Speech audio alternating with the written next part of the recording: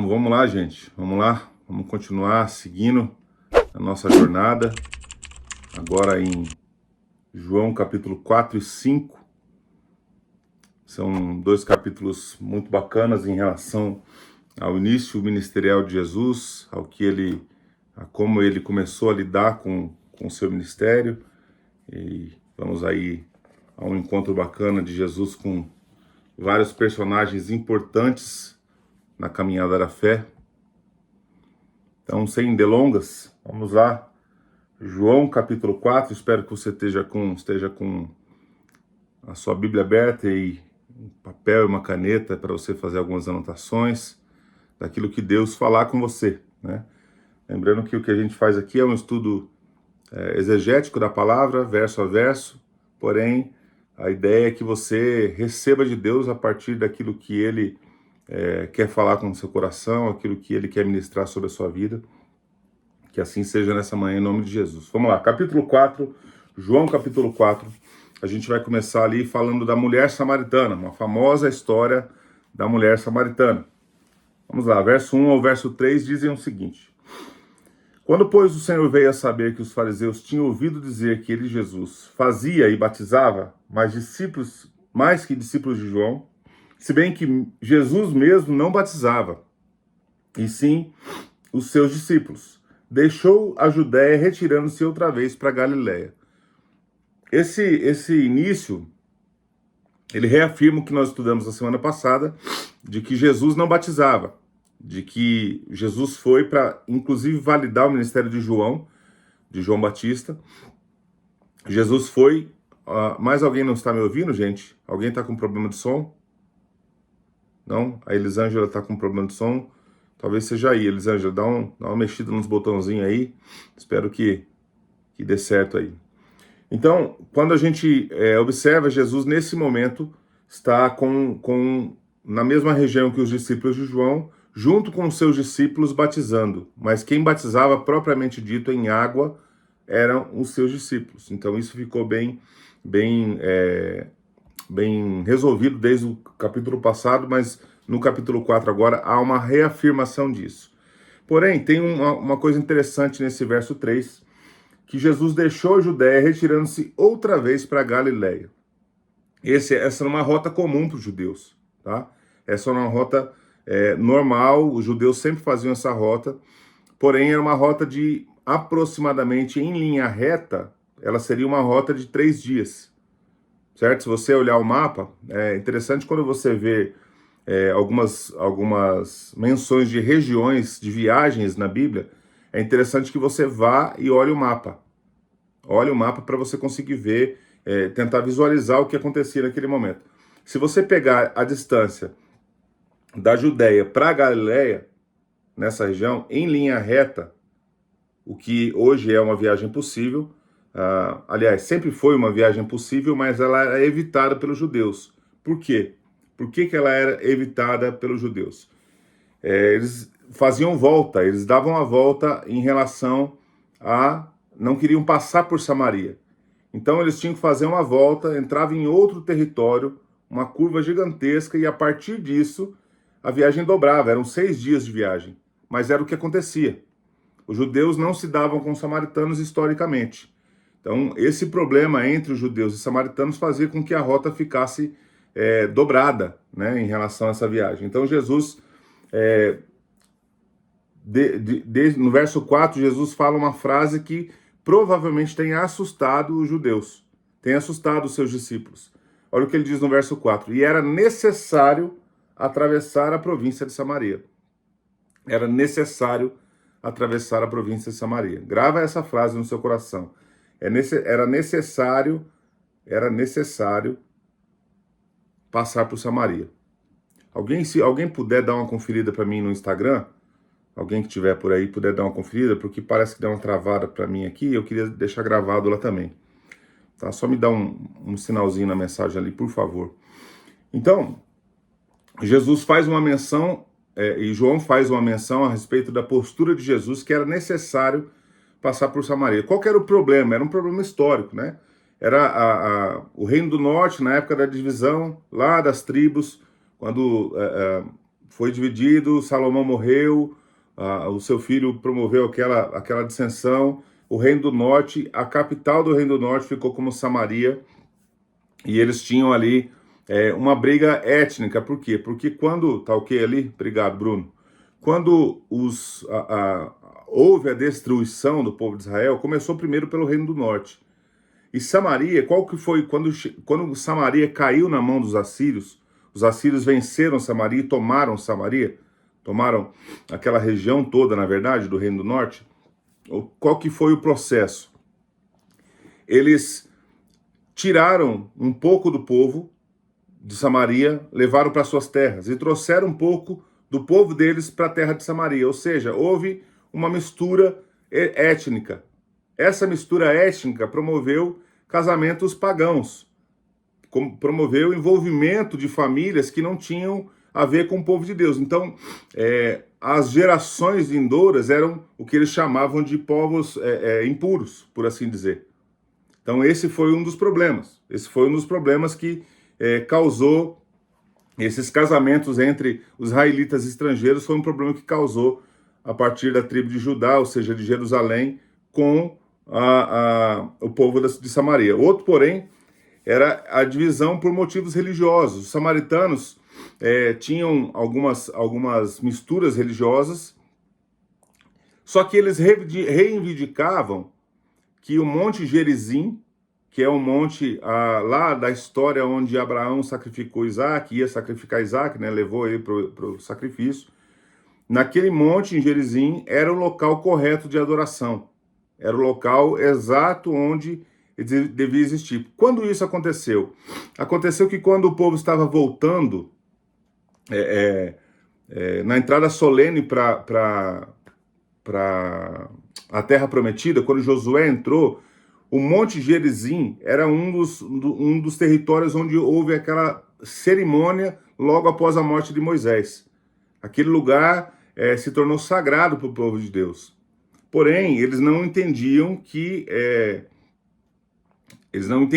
aquilo era um momento histórico da passagem de Moisés. Eles não aceitavam mais Jerusalém como ponto central de adoração. E por que eles não aceitavam Jerusalém como ponto central de adoração? Aí tem uma coisa mais curiosa ainda.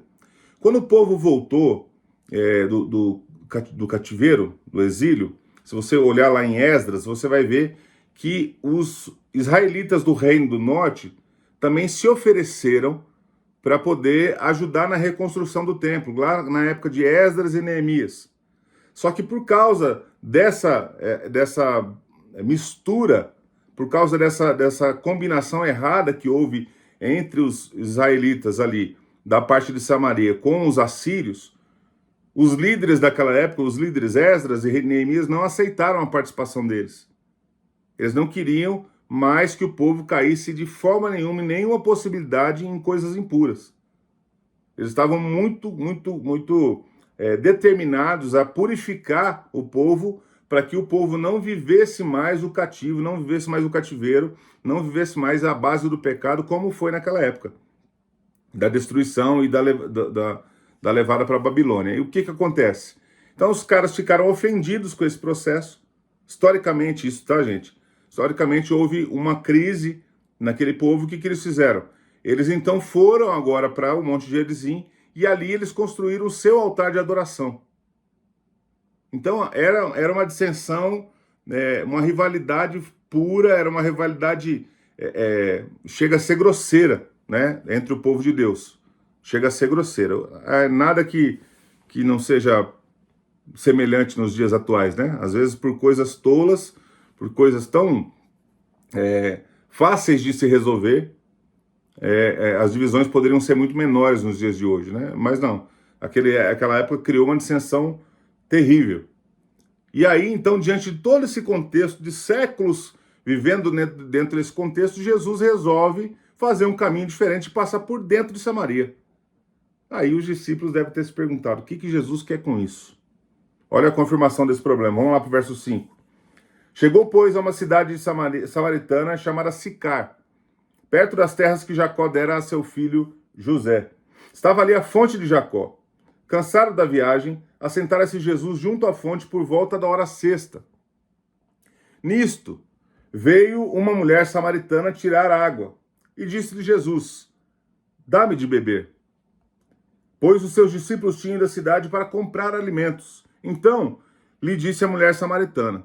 Olha só a confirmação que é um negócio automático na cabeça do samaritano. Como, sendo tu judeu, pedes de beber a mim, que sou mulher samaritana? Porque os judeus não se dão com os samaritanos. Então você percebe ali que há pessoas... E aí, gente, é uma coisa interessante a gente lembrar. Em muitas ocasiões, a gente pega crises históricas e absorve como nossa. A gente pega pontos da tradição religiosa e absorve como nossa ideia, como nosso pensamento, como nossa definição acerca de. Era o que essa mulher fazia. Era o que o povo de Samaria e o povo de Jerusalém, os judeus e os samaritanos, era o que eles receberam historicamente dos seus antepassados, ficou encalacrado, encucado na mente deles, a ponto da postura deles sempre ser assim, arredia, ser uma postura arredia. Apesar deles não terem participado dessa época, era uma tradição que vinha. As pessoas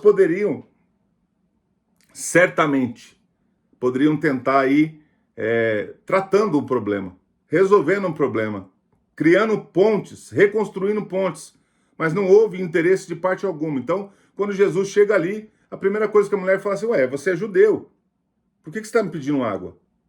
Judeu não pediria água para mim. Ainda mais uma mulher aqui num poço sozinho. Você não faria isso, por quê? Por que você faria isso? Aí no verso 10, Jesus então se apresenta. Olha o que diz no verso 10, presta atenção. Replicou-lhe Jesus: se conheceras o dom de Deus, e quem é o que te pede, dá-me água de beber, tu lhe pedirias, e ele te daria água viva. E ele, água viva. O Otávio está comentando aqui, é o que mais ou menos Natanael fez no capítulo 1. A gente vai ver aqui uma sequência de posturas. Posturas que a religião impedem a espiritualidade. A tradição religiosa impedem o desenvolvimento da vida espiritual, do crescimento ao lado de Jesus, aos pés de Jesus.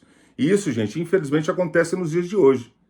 Às vezes algumas posturas doutrinárias, alguns ensinamentos doutrinários, algumas coisas que nós aprendemos dos nossos pais, dos nossos líderes do passado, que podem ser naturalmente tratadas, não são tratadas porque a gente acostumou a absorver tradições sem pensar nelas.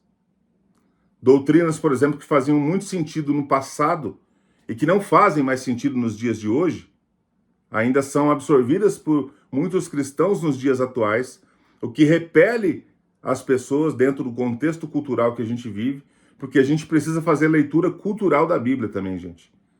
E aí fazer leitura cultural, de forma nenhuma, é negociar as verdades da Escritura.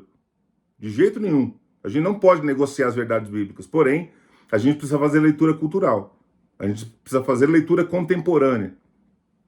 Se esses irmãos tivessem feito uma leitura, quem sabe a dissensão teria sido menor, ou quem sabe lentamente ela poderia ir não ser destruída aos pés da cruz. Mas, por isso que era necessário Jesus passar por ali. E aí ele se apresenta para aquela mulher. Se você conhecesse o dom de Deus, e qual é o dom de Deus, gente? A salvação. O dom maior de Deus é a salvação em Cristo Jesus. O dom maior de Deus foi entregue na cruz. O dom de Deus que Jesus apresenta e oferece a essa mulher é definitivamente o dom maior que a história já ouviu. O amor incondicional. E aí, por que Jesus faz menção à água? A gente, com certeza, aí a leitura cultural de Jesus estava num momento ali num poço que historicamente era importante para o povo. E aí Jesus fala dali, naquele momento também, da água da vida. E aí se você pular lá, depois anota aí João 7, 37 a 39. Você vai ver que lá na frente Jesus faz uma conexão entre a água e o Espírito Santo. Jesus faz essa conexão entre a água e o Espírito Santo. Nesse momento, a água dentro desse capítulo, desse momento cultural, dentro desse momento histórico, Jesus compara a água que mata a sede humana com a água que mata a sede da vida eterna.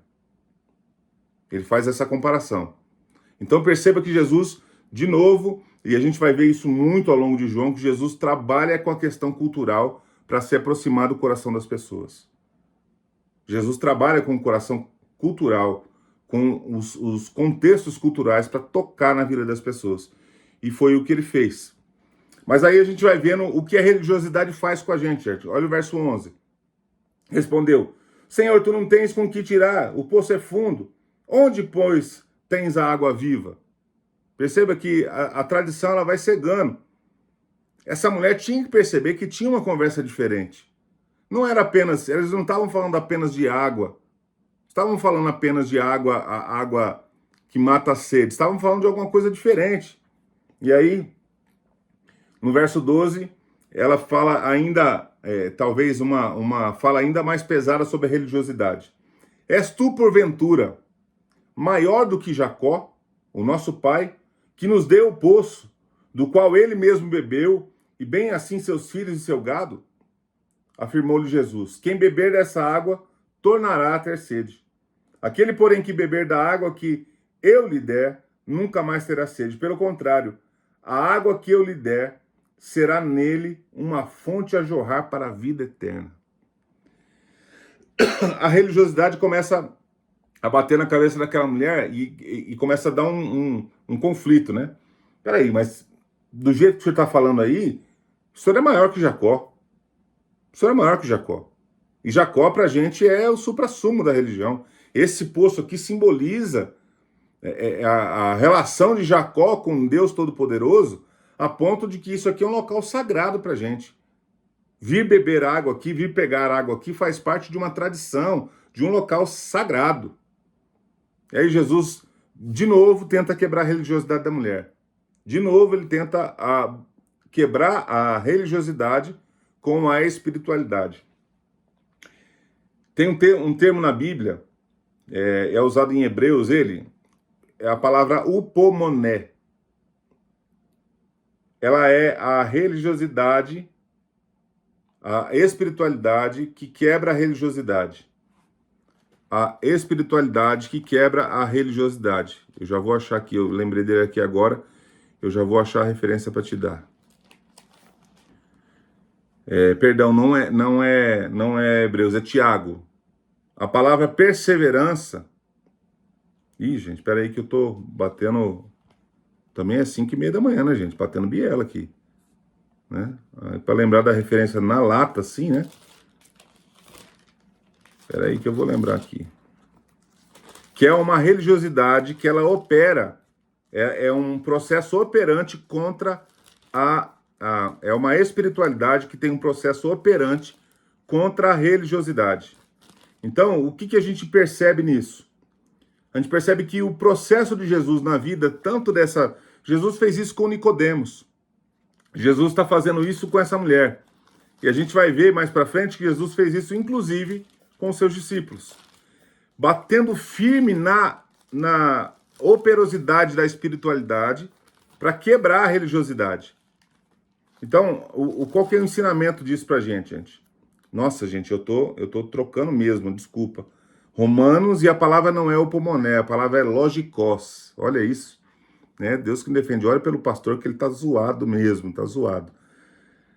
A palavra logikos, quando você for para Romanos 12, que fala lá: rogo-vos, pois, irmãos, que apresenteis pela misericórdia de Deus o vosso corpo por sacrifício vivo, santo e agradável a Deus, que é o vosso culto racional.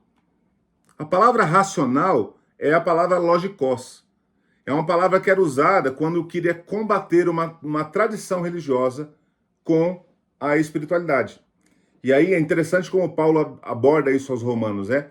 O que é o culto racional? É aquilo que você intencionalmente trabalha no seu coração para quebrar aquele coração de pedra, aquela religiosidade, aquilo que ficou batendo, marcado na sua história. Então, Jesus está fazendo a mesma coisa com essa mulher. Ele está jogando algumas lições, alguns ensinamentos firmes para tentar combater aquilo que estava encalacrado nela e que ela nem vivia. A gente sabe disso. A mulher tinha dificuldade com espiritualidade, ela tinha uma religião. E, gente, às vezes a gente tem religiões que a gente confunde com espiritualidade. A gente tem religiosidade em alguns aspectos que a gente confunde com espiritualidade. Então Jesus começa a falar para ela, olha, aquele porém que beber da água que eu lhe der nunca mais terá sede. E vai jorrar de você água para a vida eterna. Então Jesus tem intenção de ir quebrando isso nessa mulher de uma forma bem tranquila, leve, trabalhando na cultura dela. E aí, quando ele percebe, no verso 15, olha só o que Jesus percebe nessa mulher. Olha o que diz o verso 15. Disse-lhe a mulher, Senhor, dá-me dessa água, para que eu não mais tenha sede, nem preciso vir aqui buscá-la. Olha só, a mulher não entendeu de fato mesmo. Ela está achando que ela vai tomar de uma água, como se fosse uma água mágica, que ela nunca mais vai ter sede, ela nem vai precisar ir no poço mais. Olha a cabeça da mulher. Olha o que é religiosidade, como que às vezes a gente, ajuntado nas nossas tradições religiosas, nas nossas tradições doutrinárias, a gente fica, não vou usar uma palavra mais leve, né? A gente fica desprovido de inteligência, né? Para não falar uma palavra mais pesada, né? A gente fica desprovido de inteligência. A mulher está pensando, será que ele vai me dar uma água que nunca mais vou ter sede, não preciso nem vir no poço mais? Não. Aí Jesus entra num ponto, no cerne da vida dessa mulher no verso 16. Olha só, disse-lhe Jesus, vai e chama o teu marido e vem aqui. Ao que lhe respondeu a mulher, não tenho marido. Replicou Jesus, bem disseste não tenho marido, porque 5 maridos já tiveste, e esse agora que tens não é teu marido. E isso disseste com verdade. Aí Jesus começa então agora mostrar a sua soberania, o seu conhecimento acerca da vida daquela mulher. E ela diz assim no verso 19, Senhor, disse a mulher, vejo que és profeta. Vejo que és profeta. No Velho Testamento, isso você pode ler lá em 1 Samuel 9, versículo 9, no Velho Testamento, qual que era a definição de profeta? Era alguém que tinha uma condição espiritual, uma provisão espiritual diferente, que produzia nela adivinhações e palavras assertivas. Ou seja, alguém que tinha um dom divino que revelava as coisas das pessoas. Essa é a definição de profeta. E de fato acontecia muito isso. Você pode pegar os profetas do Velho Testamento, você vai ver que eles definitivamente eram voz de Deus, boca de Deus. As pessoas iam consultar os profetas, tinha essa ligação direta. Mas o que Jesus estava promovendo naquele momento era uma resposta de Deuteronômio 18. Quando Moisés fala do profeta que seria suscitado dentro do povo, que seria o profeta vindo da parte de Deus, que era o próprio Senhor Jesus, que era muito além de um profeta qualquer. Se você quiser conferir depois lá, Deuteronômio 18, de 15 a 18. Você pode conferir para você ver como que ele está falando sobre e como eu já afirmei várias vezes, afirmei semana passada também, que a Bíblia de capa a capa ela aponta para o ministério de Jesus. De capa a capa, a Bíblia se interessa em mostrar e apontar e glorificar Jesus. Então você percebe ali que, nesse momento, a mulher então cai em si. Cai em si. Só que aí ela cai em si, já buscando um pouco mais da sua espiritualidade, pensando, não, esse homem é um profeta, ele fez uma adivinhação a meu respeito aqui, e aí a gente sabe que culturalmente, historicamente, a mulher ia no poço meio-dia, por quê? Porque ela tinha essa vida desregrada. Ela era rejeitada pela sociedade. Ela era uma mulher que as outras mulheres não queriam andar com ela. Então ela tinha que vir ali, no sol do meio-dia, sozinha, buscar água. Num calor, tá fazendo calor aqui esses dias aqui, a gente já derretendo. Eu tô suando agora logo cedo, 5h30 da manhã. Agora, o calor daquela região, no Oriente Médio, ao meio-dia, para buscar água no lombo, não era uma como é que eu posso dizer, uma ação voluntária. Ela estava indo lá porque não tinha outro jeito. E aí essa mulher começa a pensar, então, peraí, ele está adivinhando sobre minha vida, ele está falando sobre minha vida. Essa mulher começa então a despertar o lado espiritual dela. E aí Jesus, olha só o que ela diz no verso 20. Nossos pais adoravam neste monte. Olha como despertou a questão espiritual dela. Entretanto, dizeis que em Jerusalém é o lugar que se deve adorar. Disse-lhe Jesus, mulher, pode crer-me, a hora vem, quando nem neste monte, nem em Jerusalém adorareis o Pai. Vós adorai os que não conheceis. Nós adoramos o que conhecemos, porque a salvação vem dos judeus. Mas vem a hora e já chegou, em que os verdadeiros adoradores adorarão o Pai em espírito e em verdade, porque são estes os que o Pai procura para seus adoradores. Deus é espírito, e importa que seus adoradores o adorem em espírito e em verdade. Jesus então já vai agora de uma forma muito cirúrgica. Agora ele vai arrebentar com toda a tradição da mulher, ele vai arrebentar com toda a religiosidade que a mulher tem. Mulher, o que vocês adoram algo que vocês não conhecem. A salvação vem de Jerusalém, a salvação vem da tribo de Davi. Porém, o que Deus está interessado agora não é simplesmente numa adoração religiosa. Porque Deus é espírito e importa que aqueles que o adoram em espírito e em verdade. Então a adoração é fruto de uma transformação, gente. A adoração é a partir da verdade do coração. A adoração ela é verdadeira, ela não se limita a tempo, espaço. Ela não ela é carregada para a vida. A sua vida é adoração, não é o seu ato religioso. E aí, gente, isso pega bastante em alguns contextos para a nossa vida hoje. Para a nossa vida, tá? Tô falando de mim e de você, do crente em geral, principalmente aqui no Ocidente. A gente limita, às vezes, por exemplo, a adoração no momento de culto. A gente acha que o momento de adoração é um momento de culto. E Paulo, quando escreve aos Coríntios, ele diz assim, quer comais, quer bebais, quer façais qualquer outra coisa, faça para a glória de Deus. Então a nossa vida é essa busca pela adoração genuína. A transformação produzida pela quebra da nossa religiosidade produz em nós uma adoração genuína. A nossa vida é uma adoração. A nossa ação é uma adoração. O que eu faço no cotidiano, a adoração cotidiana, por vezes ela é muito mais preciosa do que a adoração quando você está cantando na igreja. E aí ainda é pior, né? Às vezes a gente percebe que em algumas situações a gente limita a adoração ao momento dos cânticos. Gente, isso é completamente errado. Vamos para o momento de adoração. Não, o momento de adoração comunitário é o momento que eu entrei na igreja. Ali já se torna um momento de adoração. O meu culto é em adoração ao Senhor. Eu presto culto em louvor e adoração ao Deus eterno. E por isso, definitivamente, por isso que o Senhor Jesus diz, olha, o Pai procura aqueles que adoram em espírito e em verdade. São esses que o Pai procura. Não são os que vão para o Monte Gerizim, não são os que vão para Jerusalém, para o templo, não são os que vão no culto no domingo. Tudo isso, a ida a Jerusalém, eram tudo parte do contexto, como a nossa vida hoje. A gente está, de fato, indo para a adoração no culto, para a adoração comunitária. Porém, o que Deus espera de nós é que a nossa vida seja uma adoração. O Leonardo falou aqui, ó, muitas vezes a hora que mais mentimos é quando nós estamos cantando, né? A gente fala que é adoração, mas às vezes a gente fala palavras tão vazias que a gente nem percebe o que a gente está falando, gente. Ou quantas vezes, né? Quantas vezes eu estou cantando lá na hora da adoração, e aqui eu tô confessando o pecado aqui diante dos irmãos. Quantas vezes eu estou cantando lá e minha cabeça está pensando em outra coisa? Quantas vezes eu estou cantando e eu estou observando uma criança que está andando, ou observando alguém conversando com outro, e aí eu começo a julgar, falo, a pessoa na hora do culto fica conversando. Gente, aquilo não é um momento de adoração se não for genuíno. E aqui eu não estou querendo julgar a sua forma de adorar, mas estou dizendo que o que o Pai procura é que na minha adoração, na adoração do Maia, a Ele, tenha genuidade.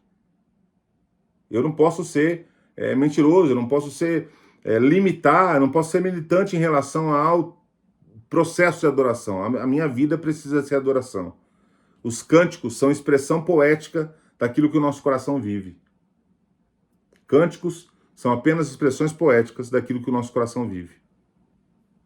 Certo? E aí a gente vê então, verso 25. Eu sei, respondeu a mulher, que há de vir o Messias chamado Cristo. Quando ele vier, nos anunciará todas as coisas. Olha aí, a mulher está começando a entrar num prumo que, olha, está despertando alguma coisa interessante nela. Aí Jesus, de uma forma muito clara, de uma forma muito aberta, ele diz assim: eu sou o que falo contigo. Ele se revela, agora com letra, com a fala, ele se revela de uma forma linda. A mulher, de todo esse aprendizado que ela tem ali, veio na cabeça dela que os pais dela, alguém falava para ela, a religião falava para ela que, olha, vai vir o Cristo em algum momento, que ele vai revelar essas coisas para a gente, sobre a adoração, sobre a verdade, sobre o Messias esperado, sobre o reino de Deus. Aí Jesus olha para ela, eu posso até imaginar um sorrisinho, né, no canto de boca, assim, dizendo assim: sou eu. Esse Messias aí que você está esperando, sou eu que te falo. Sou eu. Imagina o baque daquela mulher, gente. Imagina o momento, que momento lindo, histórico aquele. Era necessário Jesus passar por Samaria. Sou eu, ele vira para ela e fala.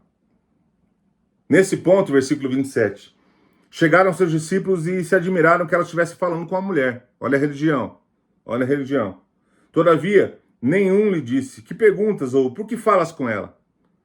Verso 28. Coisa linda, gente. Olha só. Quanto à mulher, deixou o seu cântaro e foi à cidade e disse àqueles homens: vinde comigo e vede um homem que me disse tudo quanto tenho feito. Será este porventura o Cristo? Saíram, pois, da cidade e vieram ter com ele. Eu quero fazer um parênteses aqui muito interessante, gente. A transformação que o Espírito de Deus promove na nossa vida, ela é tão genuína e tão verdadeira que ela promove ações imediatas de transformação. Ah, mas eu não sou transformado da noite para o dia. Não, você não é transformado da noite para o dia. Não porque o Senhor prefere processos, não porque ele não possa transformar a gente da noite para o dia. Ele prefere processos ao invés disso. Porém, meus irmãos, precisam acontecer na nossa vida ações de transformação. E a primeira ação que aconteceu na vida dessa mulher foi o quê? Ela foi atrás de compartilhar as boas novas que ela acabara de receber. A primeira ação dessa mulher é a ação que todo crente precisa ter quando conhece as boas novas do Evangelho. Compartilhar aquilo que transformou a sua vida. Compartilhar aquilo que chegou e tocou o seu coração. A primeira ação que eu e você temos que ter é essa. Essa mulher deixou o cântaro, ela esqueceu o que ela tinha ido fazer naquele lugar. Aí, olha que coisa interessante, ela foi para a cidade falar com as pessoas contra os seus medos, contra a sua vergonha, contra as suas rejeições, contra as suas dores, contra as suas crises internas. Ela esqueceu que ela era uma mulher rejeitada pela sociedade. Ela esqueceu que ela era uma mulher subjugada, que ela era uma mulher rejeitada pelas outras mulheres. Ela esqueceu tudo isso. Ela saiu correndo para anunciar o evangelho que ela acabara de encontrar. Ela saiu correndo. O que você faz com o evangelho que você tem? O evangelho que chegou até você? Quais são as ações que demonstram a sua transformação? Vamos lá. Verso 31 diz assim: nesse ínterim, os discípulos rogaram dizendo: mestre, come. Mas ele lhe disse: uma comida tenho para comer que vós não conheceis. Diziam então os discípulos uns aos outros: ter-lhe-ia porventura alguém trazido de comer? Olha aí o mesmo desprovido de inteligência, né? Que a mulher teve, os discípulos tiveram a mesma coisa. Que ele olhou: será que alguém trouxe alguma coisa de comer para eles? Para eles? Será que ele já comeu? Será que ele tinha uma marmitinha, alguma coisa assim? Aí Jesus responde: olha, disse-lhe Jesus: a minha comida consiste em fazer a vontade daquele que me enviou a realizar a sua obra. Jesus começa então a mostrar para eles qual era o significado de ser um discípulo. O significado de ser um discípulo. E ele fala assim: olha, eu vim aqui para realizar a obra que o Pai me confiou. A palavra realizar aqui, ela tem uma tradução muito bacana. Teleio, a palavra teleio. Teleio significa completar, levar até o fim ou consumar alguma coisa. Completar, levar até o fim ou consumar alguma coisa. Ou seja, o que Jesus estava dizendo? A minha comida consiste em fazer a vontade daquele que me enviou para consumar a obra, para realizar a obra até o fim, para completar a história que Deus está promovendo no mundo, diante dos homens, a história missionária que Deus está promovendo diante dos homens. Então, o que Jesus estava apontando naquele momento para o ensinamento aos seus discípulos? Você quer ser um discípulo de Jesus? Você precisa conhecer o plano de Deus. E você precisa dedicar a sua vida. Ou seja, Jesus faz uma comparação sobre coisas essenciais para a gente. A minha comida. Ou seja, aquilo que me alimenta, aquilo que me fortalece. A comparação que Jesus faz, gente. Ele não faz uma comparação qualquer. O meu passatempo, o meu hobby. Não, Jesus fala, a minha comida. Aquilo que para mim é vital. Aquilo que é vital para a minha vida. É fazer a vontade do meu Pai, é completar a obra. Aí os discípulos começam a perceber então um pouquinho que o que alimentava a vida deles, a vida do mestre, era fazer a obra de Deus, a missão que lhe fora confiada. E aí Jesus então ensina esses homens e dá a oportunidade deles modificarem a sua mente, a sua forma de pensar em relação a ser um discípulo. Verso 35 diz assim, não dizeis vós que ainda há 4 meses até a ceifa? Eu, porém, vos digo, erguei os olhos e vede os campos, pois já branquejam para a ceifa. O ceifeiro recebe desde já a recompensa e a entesoura, e o fruto da vida eterna. E destarte, ou seja, para que, ou a fim de, se alegram tanto o semeador como o ceifeiro. Pois no caso, o verdadeiro ditado é, um é o semeador e outro o ceifeiro. Eu vos enviei para ceifar o que não semeastes. Outros trabalharam e vós entrastes no seu trabalho. Jesus estava começando a fazer uma menção da sua morte na cruz. Jesus, nesse momento, era o semeador. Jesus estava semeando a história. Jesus estava semeando a história. E estava dando a oportunidade daqueles homens agora perceberem que definitivamente quem é o semeador é ele. E a chance deles tornarem a sua vida como ceifeiros, focarem a sua vida como principal ação, principal atividade, ser ceifeiros daquilo que o Senhor Jesus plantou. Gente, esse é o privilégio. Essa é definitivamente o melhor alimento que o crente pode ter. Não existe outro alimento maior que possa suster as nossas vidas do que fazer a vontade do Pai. Então isso aí pra gente é um tesouro. E é um tesouro que às vezes a gente passa desapercebido. A gente às vezes encara o compartilhar da palavra de Deus como uma exigência ou como uma tarefa. Não, gente, é um presente, é um privilégio ceifar aquilo que o próprio Senhor Jesus semeou. Isso é um privilégio, é um presente que a gente tem da parte de Deus. A gente precisa encarar isso como um presente, um grande presente. Da parte de Deus vem algo essencial para a nossa vida. Aquilo que é comparado com um alimento que nos sustém, que nos sustenta, que nos dá a possibilidade de continuar vivendo. Aí, gente, olha só o que a gente percebe então no verso 39 em diante. Verso 39 ao verso 42. Muitos samaritanos daquela cidade creram nele, em virtude do testemunho da mulher que anunciara. Ele me disse tudo quanto tenho feito. Vindo, pois, os samaritanos ter com Jesus, pediam que ele permanecesse com eles. Ele ficou ali 2 dias. E diziam à mulher, já agora não é pelo que disseste que nós cremos, mas porque nós temos ouvido e sabemos que este é verdadeiramente o Salvador do mundo. Olha que coisa linda, gente. Olha que coisa linda. Uma cidade que rejeitava judeus, uma cidade que era misturada, confusa em relação à adoração e religiosidade, uma cidade cheia de pessoas perdidas, uma cidade cheia de pessoas que estão batendo cabeça em relação à sua espiritualidade, vivendo uma religiosidade que é tão engessada, tão empedernida, tão petrificada, que aí Esses homens agora que correram para ouvir o que essa mulher tinha falado, diziam assim: mestre, fica com a gente aqui mais um pouco, porque nós estamos crendo não pelo que ela falou para a gente. Nós estamos crendo pelo que o Senhor é. Olha o que é fazer a vontade do Pai. Olha porque era necessário passar por Samaria. E olha o fruto da transformação daquela mulher. Sabe o que aconteceu ali, irmãos? Começou a jorrar a partir daquela mulher a água da vida eterna. A partir daquela ação, a partir da transformação, do encontro que Jesus teve com aquela mulher, começou a jorrar, a partir dela, a água da vida eterna. O que jorra da gente? O que jorra de mim e de você? Quando a gente encontra as pessoas, quando a gente se depara com as pessoas, o que jorra da nossa vida?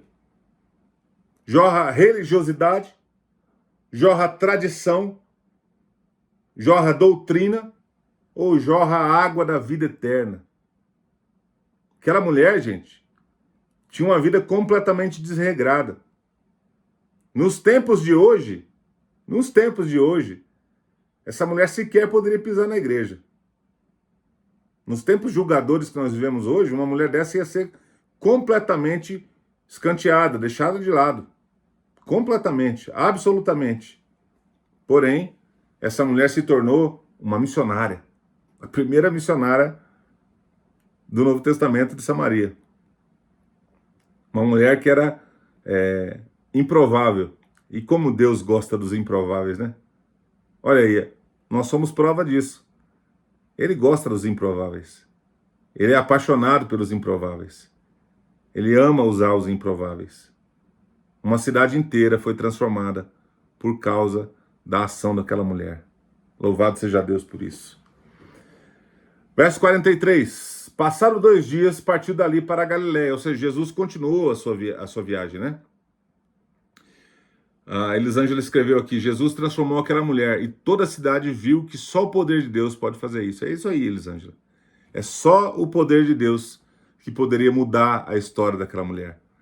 Os milagres que Jesus foi fazendo ao longo da história, as transformações que Jesus foi fazendo ao longo da história, elas promoveram transformações tão absurdas aos olhos humanos que chocavam a sociedade, né? Chocavam a sociedade. Chocavam. Isso aí foi com certeza um choque. Jesus continuou sua viagem. Passando 2 dias, partiu dali para a Galiléia. Porque o mesmo Jesus testemunhou que um profeta não tem honras na sua própria terra. E aí aqui João, gente, ele está falando o que Jesus registrou lá em Mateus capítulo 13, verso 57. Tá? Jesus não está falando de novo isso aqui em João. João está fazendo menção. Lembra que João foi escrito depois dos 3 evangelhos sinóticos, né? Mateus, Marcos e Lucas. Então João está fazendo menção do que Jesus falou e que está registrado em Mateus, que o profeta não tem honra na própria terra.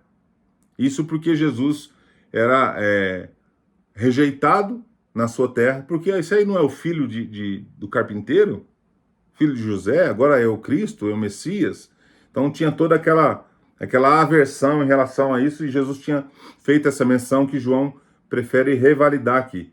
Assim, quando chegou a Galiléia, verso 45, os galileus o receberam porque viram todas as coisas que ele fizera em Jerusalém e por ocasião da festa, a qual eles também tinham comparecido. E aí, gente, para mim isso aqui me soa tanto quanto estranho. Porque a mesma região onde as pessoas tinham um pé atrás com Jesus, agora estavam recebendo com todas as honrarias, porque tinham visto o que Jesus tinha feito. E aí vale salientar para mim e para você que muitas vezes a gente valida o ministério de Jesus não por quem ele é, mas pelo que ele faz. Essas pessoas estavam validando o ministério de Jesus pelos milagres que ele fazia. A gente vai ver isso muito, muito forte agora no próximo episódio aqui. Olha só, verso 46. Dirigiu-se de novo a Caná da Galiléia, onde da água fizeram vinho. Ora, havia um oficial do rei cujo filho estava doente em Cafarnaum. De Cafarnaum para Caná da Galiléia eram 16 milhas, mais ou menos 23 quilômetros de distância. Tendo ouvido dizer que Jesus viera de Judeia para Galiléia, foi ter com ele e lhe rogou que descesse para curar seu filho, que estava à morte. Então Jesus lhe disse, olha a repreensão de Jesus, não só para esse homem, mas para todos que estavam ali. Se porventura não virdes sinais e prodígios, de modo nenhum crereis. Rogou-lhe o oficial, Senhor, desce antes que meu filho morra. Olha o desespero. Jesus acaba de dar uma lição naqueles homens, dizendo assim, se vocês não tivessem visto sinais, eu não estava sendo bem recebido aqui, ninguém vinha até aqui. Só porque vocês viram os sinais, o milagre, as transformações, o que vocês viram lá, agora vocês estão aqui dizendo então que realmente eu sou o Messias. Não, mestre, por favor, vai lá, meu filho está morrendo. E aí Jesus diz assim no verso 50, vai, disse-lhe Jesus, teu filho vive. O homem creu na palavra de Jesus e partiu. Jesus estava a 23 quilômetros de distância do menino. E ele simplesmente disse a frase, vai, que o teu filho está vivo. Já ele descia quando os servos lhe vieram ao encontro, anunciando-lhe que o seu filho vivia. Então indagou eles a hora em que seu filho se sentira melhor. Informaram, ontem, a hora 7ª, a febre o deixou. Com isto reconheceu o pai ser aquela precisamente a hora em que Jesus lhe dissera, teu filho vive. E creu ele e toda a sua casa. Foi este o segundo sinal que fez Jesus depois de vir da Judeia para a Galileia. Jesus então traz aqui um ensinamento para esses homens e para nós também. Nós não podemos validar a ação do Espírito Santo apenas quando ele promove as coisas que nós necessitamos.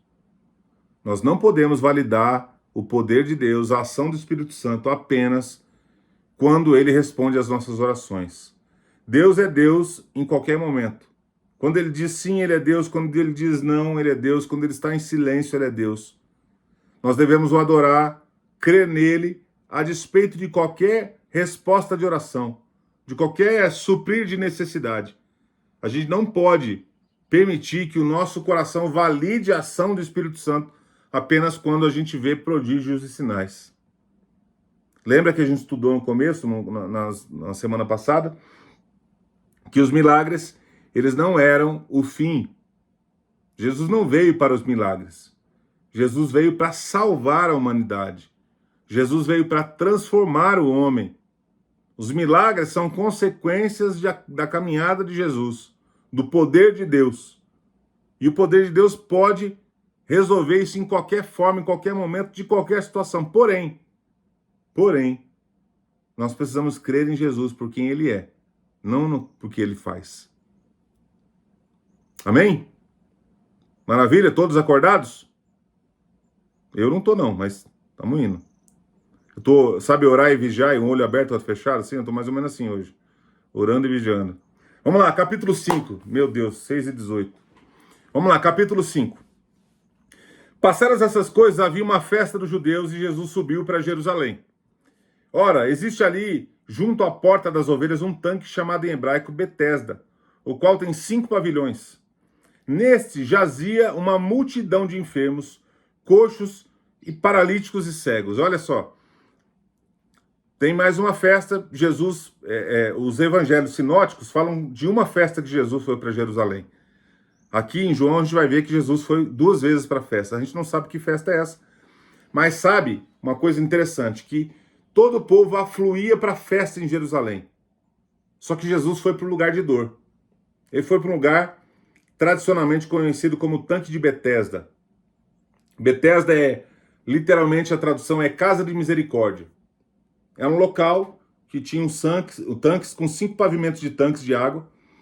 E tradicionalmente a história conta, lá no Médio Oriente, que existiam muitas águas medicinais. Então ali era um tanque em que as pessoas criam que ali havia um poder de cura. Porém, gente, olha só o que diz o verso 4. E esperando que se movesse a água, porque quanto um anjo descia em certo tempo, agitando-a, e primeiro que entrava no tanque, uma vez agitada a água, sarava de qualquer doença que estivesse. Olha então a tradição, o que conta. E aí, gente, eu quero dizer para vocês uma coisa importante. Esse texto, o verso 4, ele não está nos originais dos pergaminhos de João. Esse é um texto tradicionalmente aceito entre historiadores e teólogos de que ele foi colocado por um copista. Alguém que estava fazendo a cópia dos pergaminhos inseriu esse verso 4. Você percebe que ele está ali em colchete, né? Ele não está nos originais, nos pergaminhos originais. Mas por que então que isso está na Bíblia? Tem aí alguma intervenção humana na Bíblia? Não, na verdade, são milhares e milhares e milhares de cópias. Então, provavelmente, o que é comumente aceito é que esse verso 4 foi colocado ali para explicar o verso 7. Tá? O verso 4, o que é comumente aceito na teologia histórica é que o verso 4 é colocado naquele lugar apenas para validar o verso 7. Olha o que diz o verso 7. Respondeu o enfermo: Senhor, não tem ninguém que me ponha no tanque quando a água é agitada, pois enquanto eu vou, desce outro antes de mim. Então, o copista provavelmente colocou aquilo como uma explicação. Por que que isso, então, é uma crendice popular? Era uma crendice histórica de que naquela região haviam águas purificadoras, águas que eram com elementos medicinais que podiam curar as pessoas. Até podia haver cura, gente. Águas medicinais, elas promovem bem para o corpo do ser humano. Mas era uma crendice de que em algum momento essa água era agitada e o poder dessa água agitada fazia com que aquela pessoa que estivesse na água fosse curada. Isso foi se tornando uma crendice popular tão pesada que as pessoas começaram a absorver isso como verdade. Sabe aquela coisa de uma mentira contada muitas vezes ela se torna uma verdade? Uma crendice contada muitas vezes se torna uma verdade? E aí, o que aconteceu? A crendice tomou conta de tal forma daquela região que os judeus absorveram a história como deles e aí colocaram um anjo no meio do processo. Ó, tem um anjo que agita aqui, não é mais a água que é agitada. Tem um anjo que vem de tempo em tempo, agita a água. Isso tornou algo algo histórico e que se tornou algo verdadeiro para aquelas pessoas. Esse homem, o texto diz ali, olha o que diz no verso 5. O homem estava enfermo havia 38 anos. E o texto anterior, no verso 3, diz que existia uma multidão de enfermos. Ou seja, gente, enfermos, coxos, paralíticos, naquela época, nesse contexto histórico, eram rejeitados pelos familiares. Muitos tinham problemas em ter alguém defeituoso na sua família. Alguém com algum defeito físico na sua família.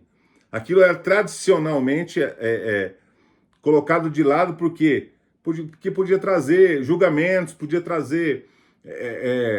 olha, alguém pecou na família, a família está impura. Então existia um preconceito muito pesado, muito além do que existe hoje. Existia um preconceito cultural. Então aquele lugar era um local onde as pessoas ficavam, os rejeitados ficavam, e ali era uma multidão. Você vê que a história desse homem, que Jesus foi em direção a ele, era 38 anos, uma vida inteira. Há alguns comentários teológicos, alguns comentaristas que dizem, porque historicamente as pessoas acham que todo mundo morava ali, mas alguns diziam que eles tinham os seus lugares, as suas casas, mas que de manhãzinha, bem pela madrugada, afluíam para aquele lugar, essa multidão.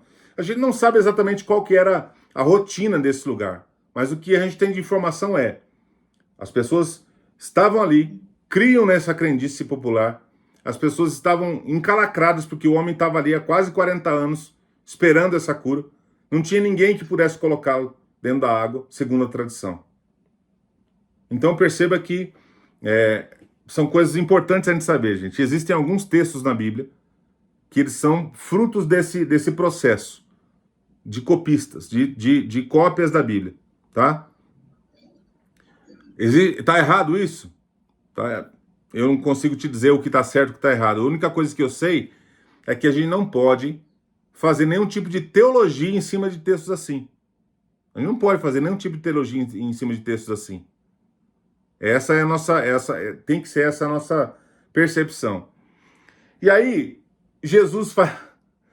Olha só que coisa linda, Jesus, né? Jesus chega para um homem que está lá há 38 anos, coxo, rejeitado num lugar totalmente...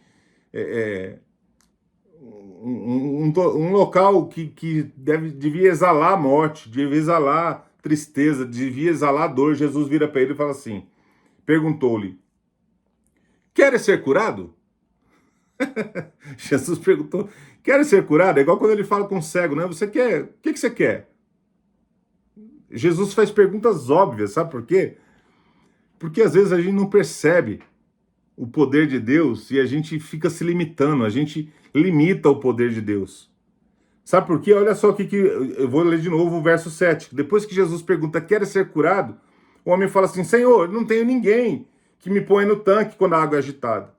Pois enquanto eu vou, desce outro antes de mim. O cara não respondeu a pergunta de Jesus. Ele não respondeu se ele queria ser curado. Ele limitou o poder de Deus. Ele limitou aquilo que Deus estava propondo, que o Senhor Jesus estava propondo para ele ali. Ele devia falar assim: sim, Senhor, eu preciso ser curado. Ah, Senhor, a vitimização humana, né? Ah, Senhor, não tem ninguém que me ponha lá na água. Coitado de mim. Ei, gente, vamos parar com isso. Jesus está pronto para resolver as nossas crises. Jesus está pronto para estender a mão. Jesus está pronto para resolver as nossas situações segundo o poder, segundo a vontade soberana dele. Porém, a gente tem que parar com essa nossa meninice de ficar se vitimizando. Quero sim, Jesus, eu preciso, eu creio. Fazer igual aquele homem, o soldado ali, o oficial. Senhor, eu creio que o Senhor pode. Faz isso, meu filho está morrendo, por favor. Faz isso. Mais ou menos assim.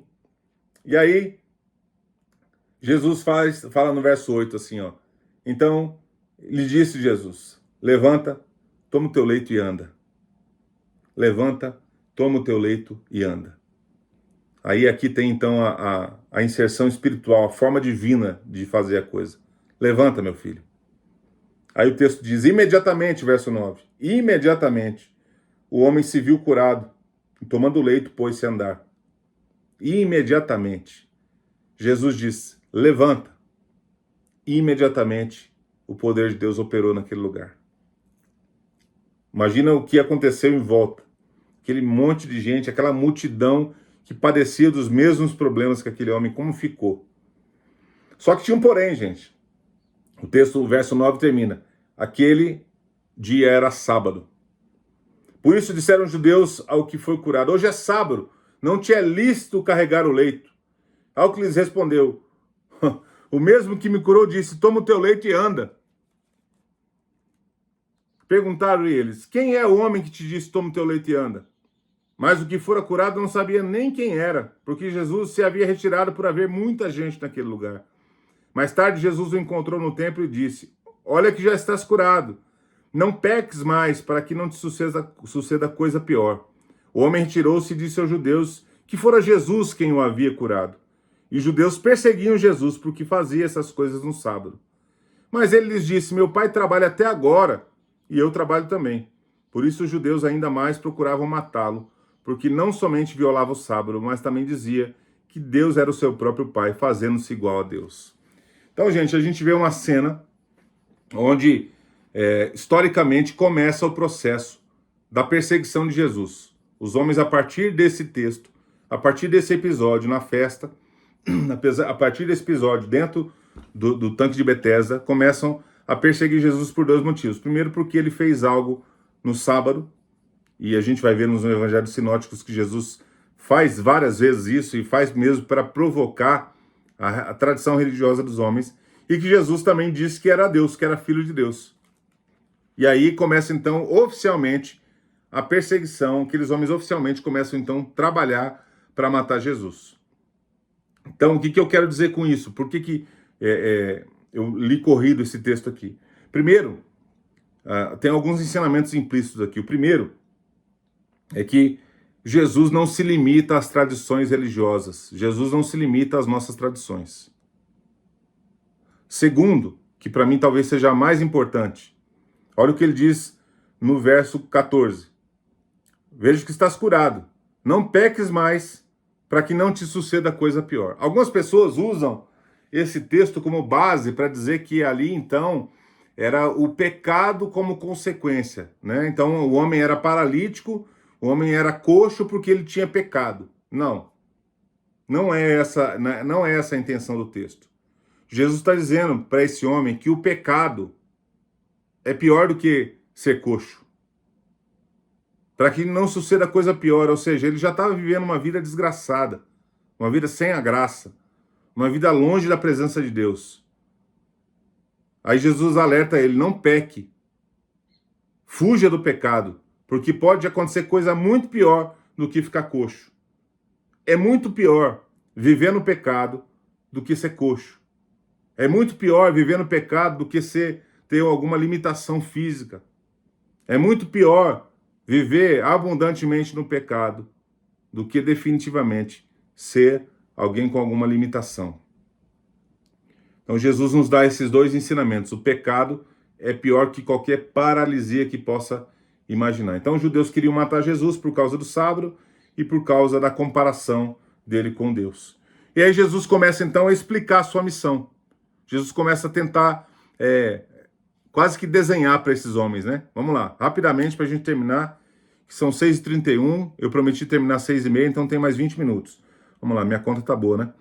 Então lhes falou Jesus, em verdade vos digo que o filho nada pode fazer de si mesmo, senão somente aquilo que vir fazer o Pai.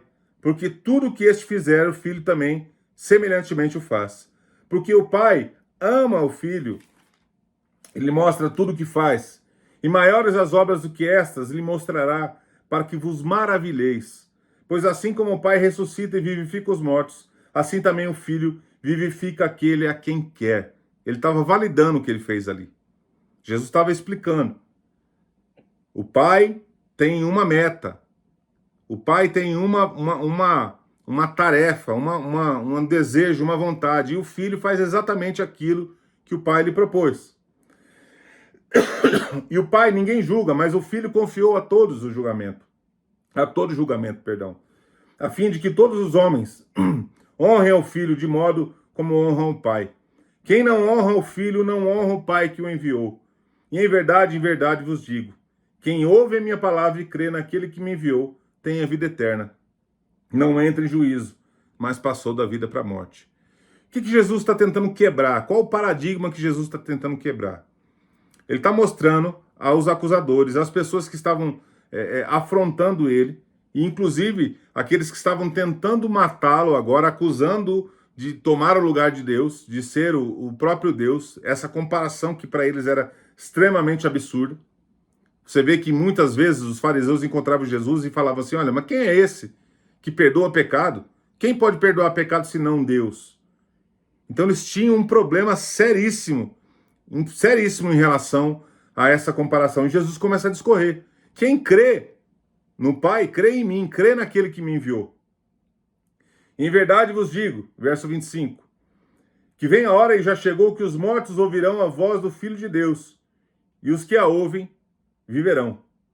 Porque assim como o Pai tem a vida em si mesmo, também concedeu ao Filho ter vida em si mesmo. E lhe deu autoridade para julgar, porque é filho do homem. Jesus começa a validar. Ele começa a mostrar para aqueles homens, validando quem ele era. Não vos maravilheis disso, porque vem a hora em que todos os que se acham nos túmulos ouvirão a voz e sairão. Aí Jesus está falando aqui da ressurreição, do poder de Deus que vai ressuscitar os mortos. Eu nada posso fazer de mim mesmo, na forma porque ouço o jugo. O meu juízo é justo, porque não procuro a minha própria vontade, sim daquele que me enviou. Se eu testifico a respeito de mim mesmo, o meu testemunho não é verdadeiro. Olha o que ele fala, verso 32. Outro é que testifica a meu respeito, e sei que é verdadeiro o testemunho que ele dá de mim. Mandastes mensageiros a João, e ele deu testemunho da verdade. Jesus estava trazendo a memória daqueles homens assim, olha, se eu ficar falando para vocês aqui, pode ser incoerente, né? Alguém dar testemunho de si mesmo, né? É menos aceitável alguém dar testemunho de si mesmo. Ele fala assim, vocês ouviram outras pessoas dando testemunho a meu respeito. Inclusive, vocês mandaram homens até... lembra que o Sinédrio fez uma comitiva de homens para ir até João, para saber quem era o Cristo que João estava pregando. Então, a validação estava ali. Mandaste mensageiros, o versículo 34. Eu, porém, não aceito humano testemunho. Digo-vos, entretanto, essas coisas para que sejais salvos. Ou seja, Jesus está dizendo, irmãos, não precisa de João dá testemunho de mim para que eu seja validado nos céus. Mas por causa da sua humanidade, então esse testemunho foi dado. Teve alguém que falou de mim, um profeta que falou de mim. Verso 35, ele era a lâmpada que ardia e iluminava, e vós quisestes por algum tempo alegrar-vos com sua luz. Mas eu tenho maior testemunho que o de João, porque as obras que meu pai me confiou para que as realizasse, essas eu faço. Testemunho a meu respeito que o pai me enviou. O pai que me enviou, esse mesmo é quem tem dado testemunho de mim. Jamais tendes ouvido a sua voz, nem visto a sua forma. Também não tendes a sua palavra permanente em vós, porque não credes naquele que ele enviou. Examinais as Escrituras, porque julgais ter nela a vida eterna, e são elas mesmas que testificam de mim. Ele está dizendo assim, olha, vocês precisam do testemunho humano, vocês não acreditam naquilo que Deus está fazendo por meu intermédio, e aí vocês, pela Escritura, tentam me incriminar. Vocês pegam a tradição religiosa, pegam os escritos do Velho Testamento e tentam dizer, invalidar o meu testemunho. E aí Jesus fala assim, peraí, a própria Escritura que vocês falam, ela valida a minha vinda. Elas validam que eu sou o Cristo. E Jesus pega os homens na incoerência. A mesma Escritura que vocês estão dizendo que eu não sou é a mesma que aponta para mim. O Velho Testamento, o cânon do Velho Testamento, os 5 primeiros livros, Pentateuco, eles apontam para o Mestre. A gente viu o texto de Deuteronômio que eu falei. Então, os escritos de Moisés, que eram a história, a tradição, eram a base, a caminhar basilar daqueles homens, era definitivamente o que esses homens tinham como a sua defesa. E era o que definitivamente Jesus falava, olha, está ali a minha defesa. Contudo, verso 40, não quereis vir a mim para terdes vida. Eu não aceito glória que vem dos homens. Sei, entretanto, que não tendes em vós o amor de Deus. Eu vim em nome de meu Pai e não... Perdão aqui, peraí. E não recebeis. Se outro vier em seu próprio nome, certamente o recebereis. Como podeis crer, vós que o aceitais, glória uns dos outros, e contudo não procurais a glória que vem do Deus único? Não penseis que eu vos acusarei perante o Pai. Quem vos acusa é Moisés, em quem tendes firmado a vossa confiança. Porque se de fato cresces em Moisés, também crereis em mim, porquanto ele escreveu a meu respeito. Se, porém, não crerdes nos seus escritos, como crereis nas minhas palavras? Jesus termina esse momento de uma forma muito dura, com os líderes religiosos que estavam tentando incriminá-lo, ou que estavam tentando, quem sabe ali, invalidar o seu ministério ou as coisas que Jesus estava fazendo. Jesus termina, apesar de todo o amor, de todo o desprendimento, apesar do que ele fez, os seus milagres, das curas, das transformações, Jesus termina batendo de frente com a religiosidade. Olha, a gente quer usar, às vezes, a Escritura para invalidar a ação de Deus. E ele está dizendo, não, é pelas Escrituras que elas são validadas. Agora, se vocês não acreditam nem nas Escrituras, que vocês colocam tanta confiança na palavra de Moisés, por que vocês vão crer na minha palavra? Jesus confronta aqueles homens e sai de cena. A gente vai ver em cenas dos próximos capítulos, né? Nos nossos próximos capítulos a gente vai ver que Jesus sai de cena e aí continua provendo o ministério. Ele quer terminar o ministério que foi confiado a ele. Porém, naquele momento, esses homens são confrontados ali de uma forma muito dura. Então, gente, o que a gente pode resumir desses 2 capítulos é: Jesus veio inicialmente, e João afirma isso crucialmente, de que nós precisamos combater a religiosidade que há em nós. Nós precisamos combater a religiosidade que está encalacrada no nosso coração, doutrinária, histórica, tradicional. E aqui eu não estou falando de tradicional ou pentecostal, não é isso, tá? A tradição, aquilo que a gente pegou de alguém e trouxe para nós, tá? E não é o ser tradicional ou não ser tradicional, é tradição, daquilo que foi ensinado, daquilo que foi trazido, daquilo que foi encalacrado, e que Jesus veio para quebrar essa religiosidade, e que ela seja assim na nossa vida, em nome de Jesus. Que a religiosidade, o logikos, que quebra toda religiosidade, transforma ela em espiritualidade ativa, produz em nós o que aconteceu com a mulher samaritana. milagre. De uma mulher que foi transformada e se tornou um agente de transformação para a glória de Deus. Amém? Deus seja louvado em nome de Jesus.